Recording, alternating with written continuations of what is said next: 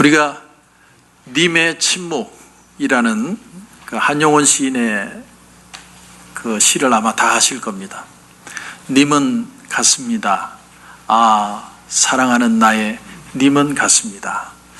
그렇게 시작을 하는데, 여기서 말하는 님이라는 건 잃어버린 조국을 가리키죠.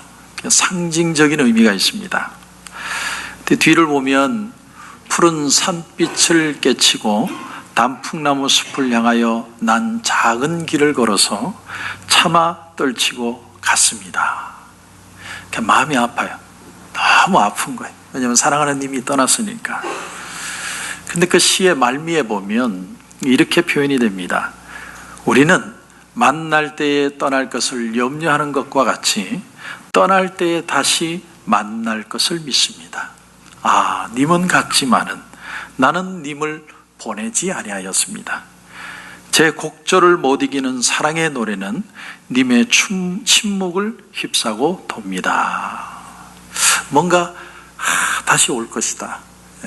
떠나갔지만, 잃어버렸지만 내 조국은 다시 돌아올 것이다. 그러니까 이 마지막은 소망입니다. 처음에는 절망인데 마지막은 소망이죠.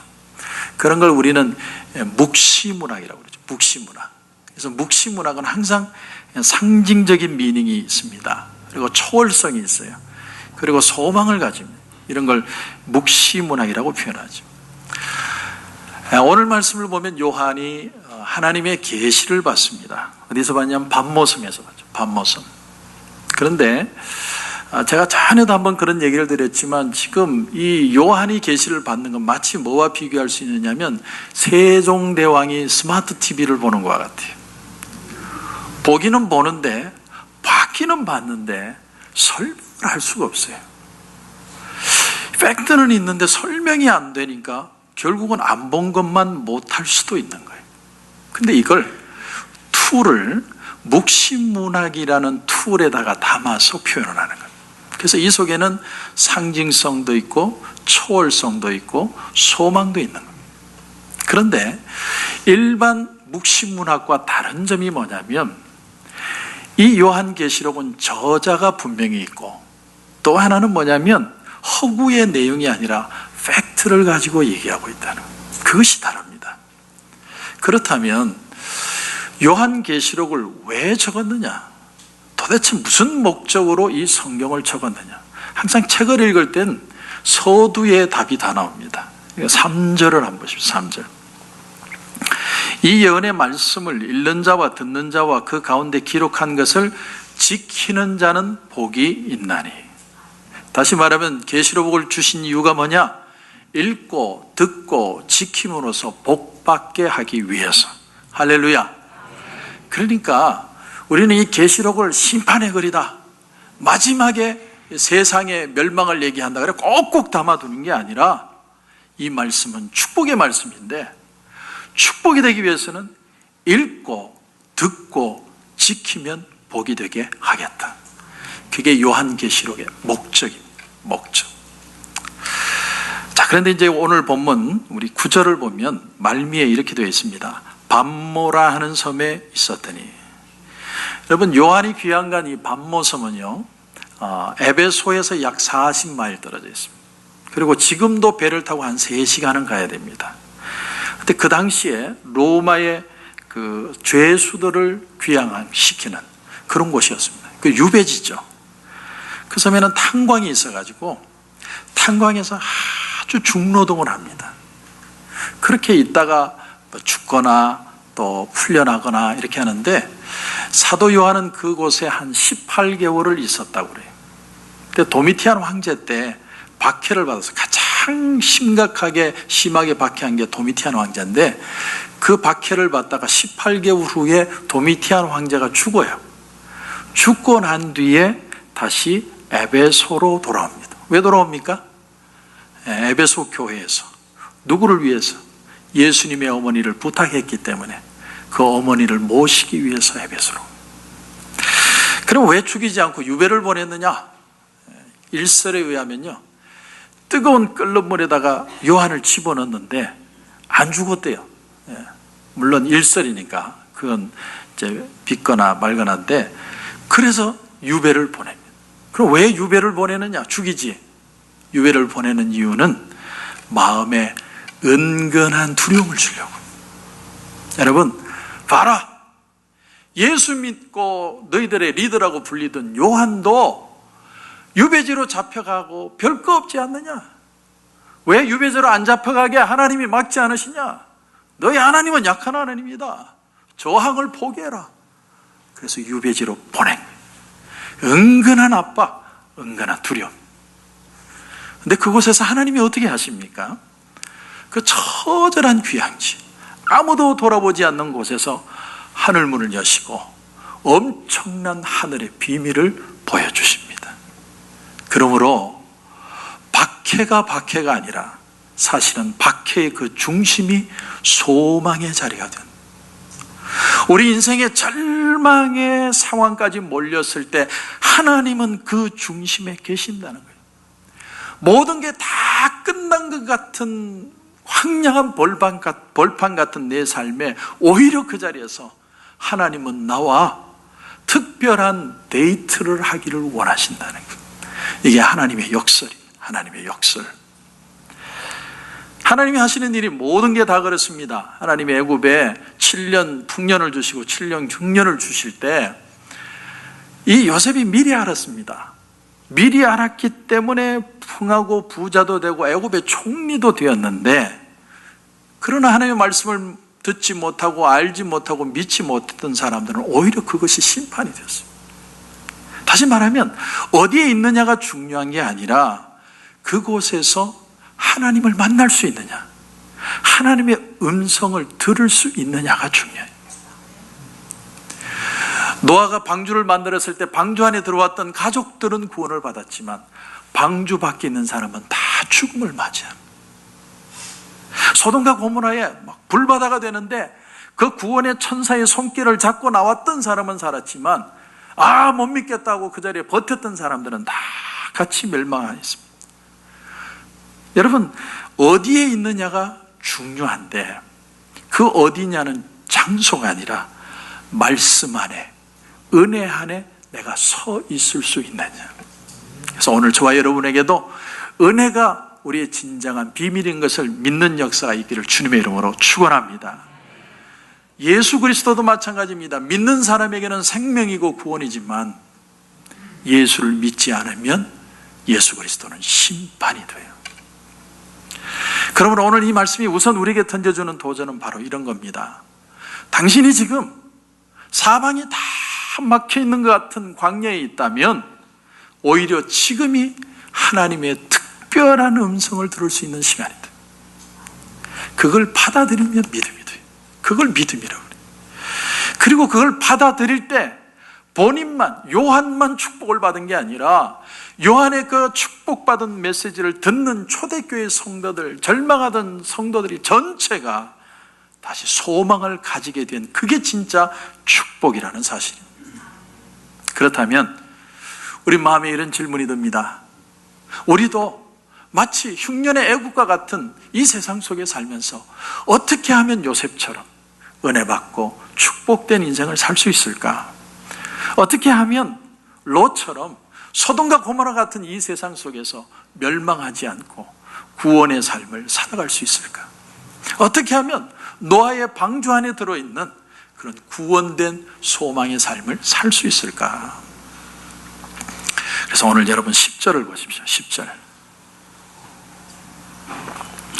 주의 날에 내가 성령에 감동되어 내 뒤에서 나는 나팔 소리 같은 큰 음성을 들었다, 이렇게 표현합니다. 영어 성경에 보면 내가 성령에 감동되었다는 말을 I was in the Spirit 이렇게 표현했습니다. 내가 성령 안에 있었다. 다시 말하면 성령 충만한 가운데 있었다는 뜻입니다. 요한은 지금 육신적으로는 고통을 당하는데 내 마음은 지금 하나님의 은혜로 충만한 역사가 일어나고 있었다. 야곱이 벌판에서 바다 나람으로 도망을 가는데 벌판에 아무도 없는 줄 아는데 하늘 문이 열리고 천사가 오르내리락 하는 걸 보면서 여기가 하나님의 문이라는 걸 깨닫게 된 것처럼, 모세가 호렙산에서 아무도 없는 광야에서 나 혼자 이렇게 죽는구나 생각했는데 떨기나무에 불이 붙었는데 불이 꺼지지 않는 모습을 통해 하나님의 임재를 경험한 것처럼 요한이 밤모습에서 성령으로 충만하여 그 속에서도 이루시는 하나님의 영광을 보고 기뻐하고 감격했던 것처럼 오늘도 성령이 저와 여러분에게 고난과 시련과 어려움만 있는 게 아니라 내가 걸어가는 이 삶의 과정 전체가 하나님의 은혜인 것을 알게 하여 주신다는 거예요. 그게 바로 축복이에요. 오래전에 이산가족이 된 두 부부가 있었는데 남편은 월남을 하고 아내는 북한에 그대로 남았습니다. 이산가족이 된 거죠. 그때 남편은 신학을 하고 목사가 되고 미국으로 이민을 와서 이민 목회를 합니다.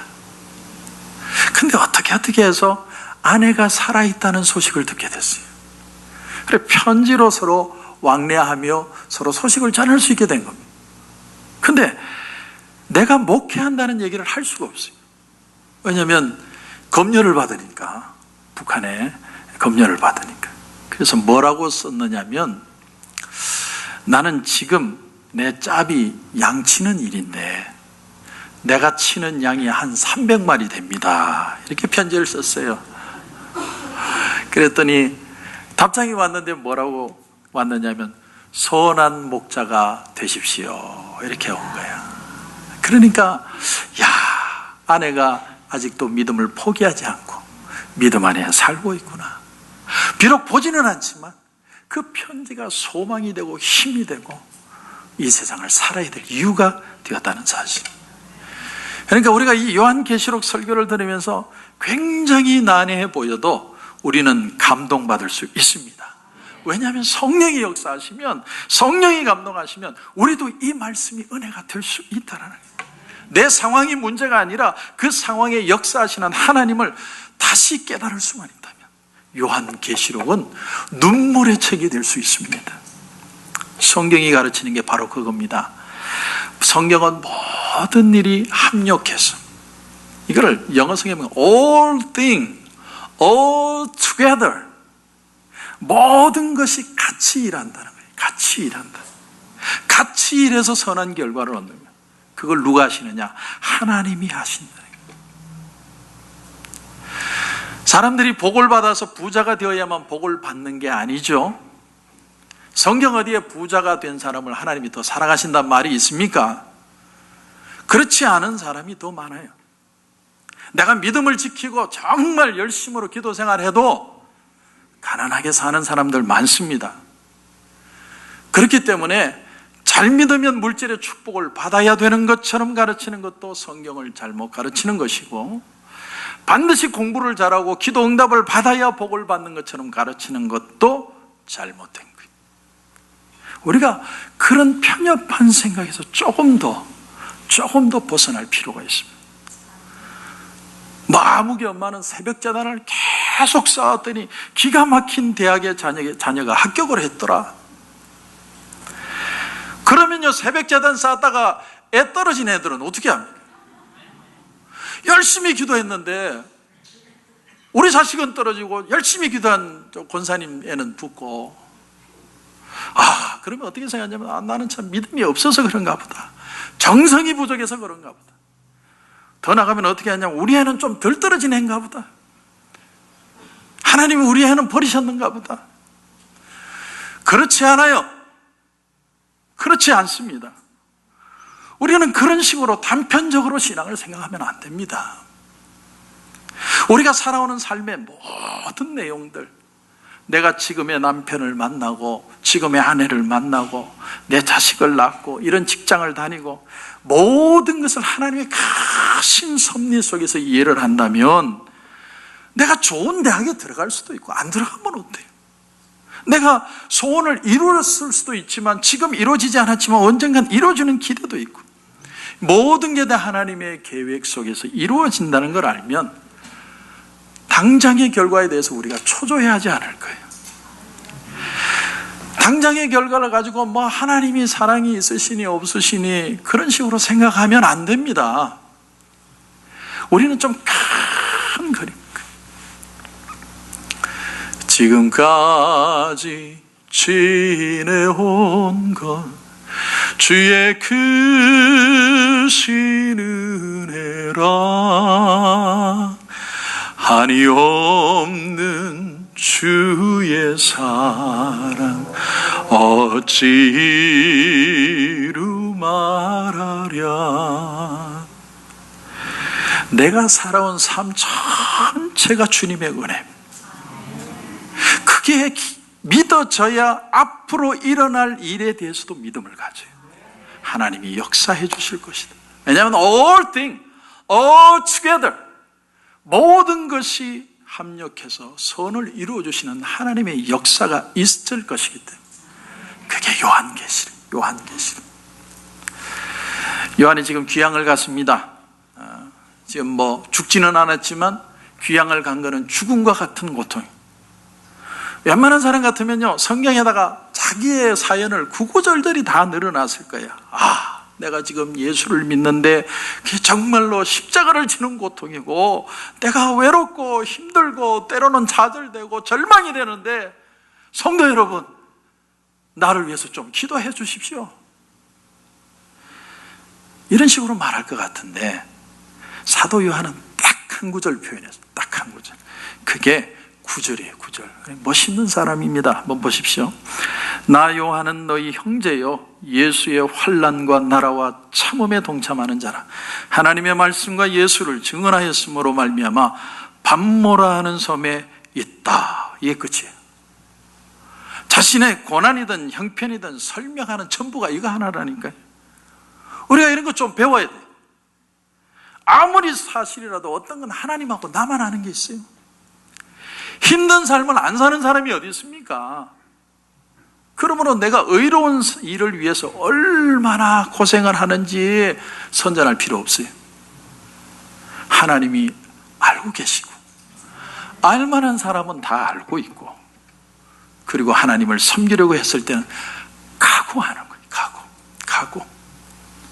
그래서 요한이 사실 할 말이 얼마나 많겠습니까?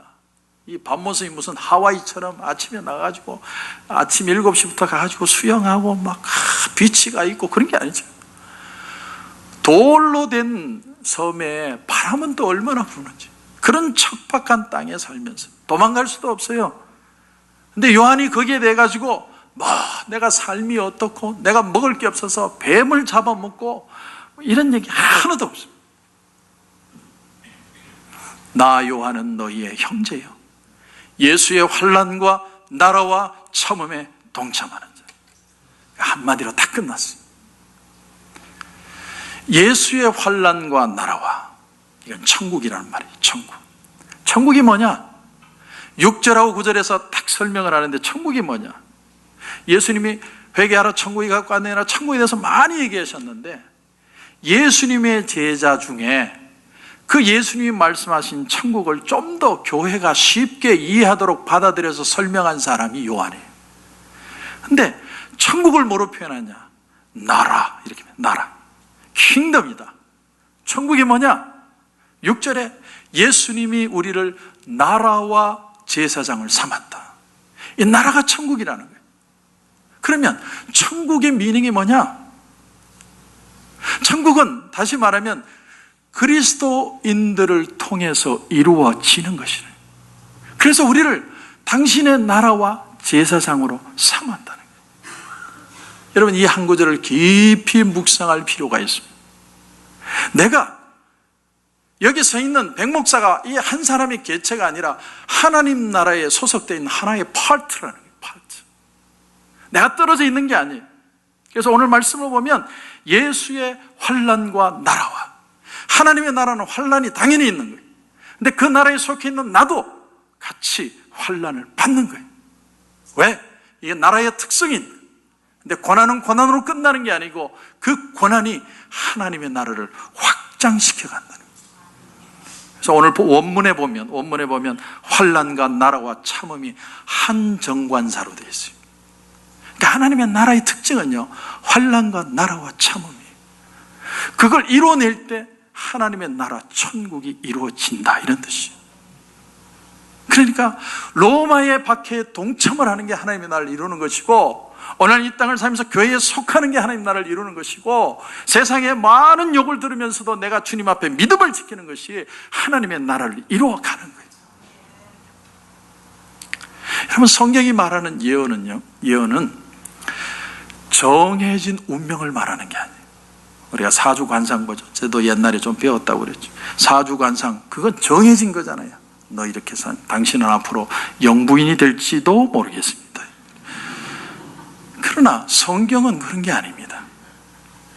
우린 계시록을 보면서 말세다, 심판이다, 저주다, 이제 이거는 이렇게 살면 우리는 곧 이제 끝난다, 이런 생각을 많이 하는데, 예언과 계시의 특징을 잘 들으셔야 돼요. 두 가지 특징이 있습니다. 첫째는 뭐냐면 사람의 학위에 따라서 결과가 바뀔 수 있는 게 예언이에요. 여러분, 요나 선지자가 니느웨 성에 가지고 40일 안에 이 성이 망한다고 막 외쳤죠. 마치 막 정해진 것처럼, 운명인 것처럼 막 전할 때 그 사람들이 왕으로부터 위해서 아이들, 짐승까지 심지어 금식을 하면서 베옷을 입고 회개를 했더니 하나님께서 그 마음을 돌이키시고 말씀하셨던 재앙을 내리지 않아요. 그렇다면 요나의 예언이 틀린 거 아닙니까? 아닙니다.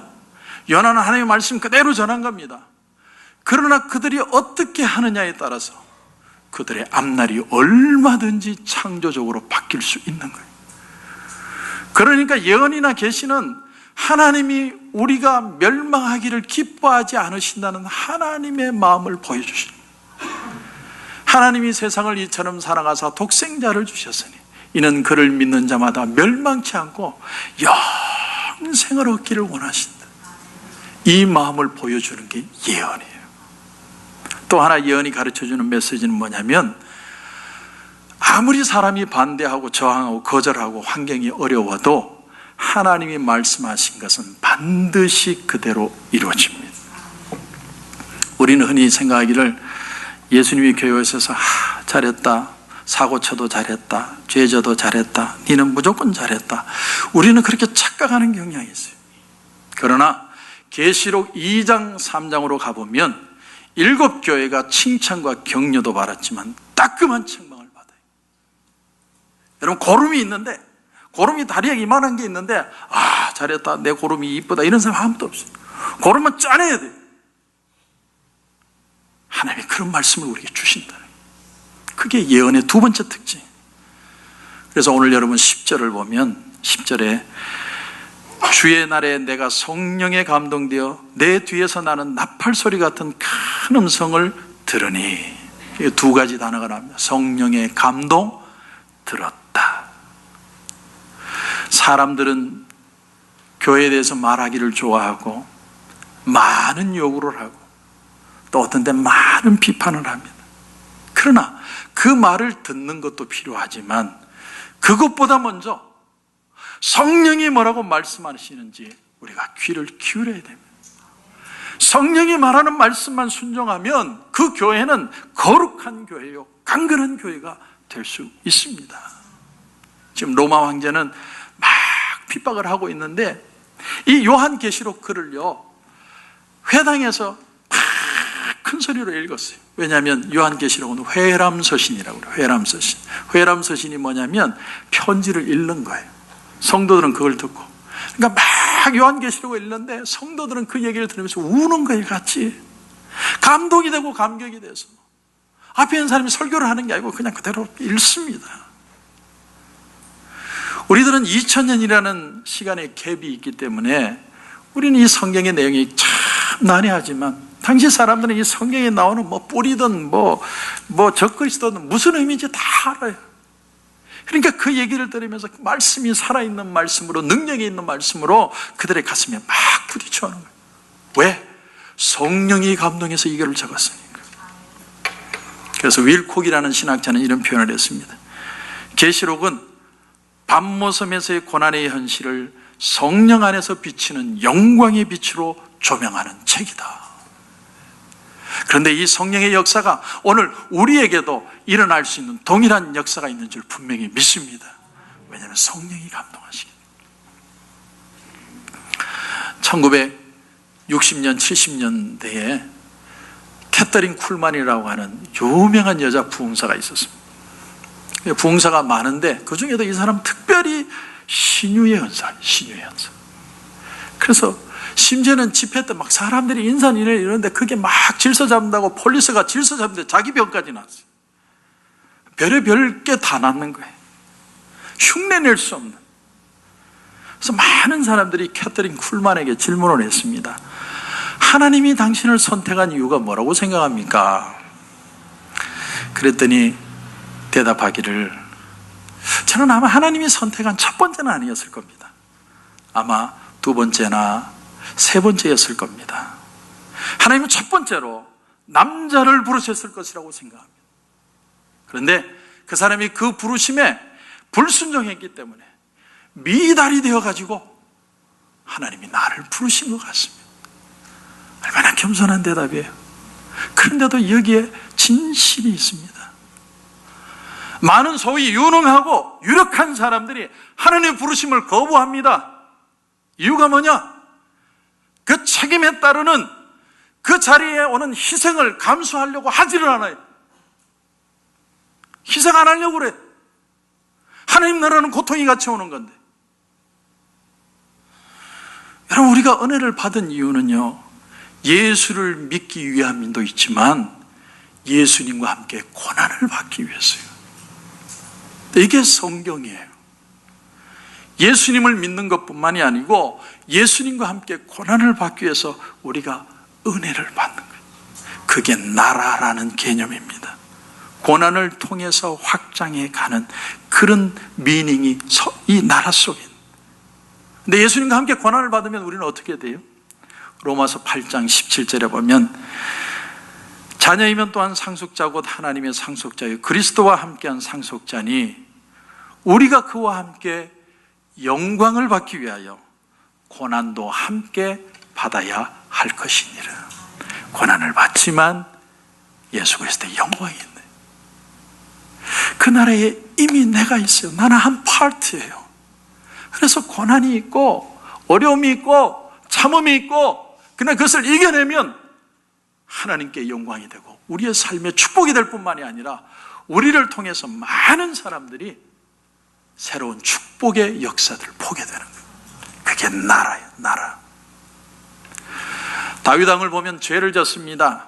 음란했습니다. 간음했습니다. 지금으로 얘기하면 엄청난 스캔들이, 빌 클린턴이 얼마나 빅 이슈가 됐습니다. 그러나 선지자가 찾아 당신이 그 사람이다 얘기를 하니까 이건 사람의 소리가 아니라 성령의 음성이라는 걸 느낍니다. 그래서 다윗이 그 앞에 무릎을 꿇었어요. 다윗이 무릎을 꿇고 나니까 자기만 회복된 게 아니라 다윗 왕조 전체가 회복이 되고 이스라엘 나라 전체가 구원을 받게 되었습니다. 그러므로 교회뿐만이 아니고 우리 그리스도인들이 다 살 길이 뭐냐면 하나밖에 없어요. 성령의 음성에 귀를 기울여야 돼요.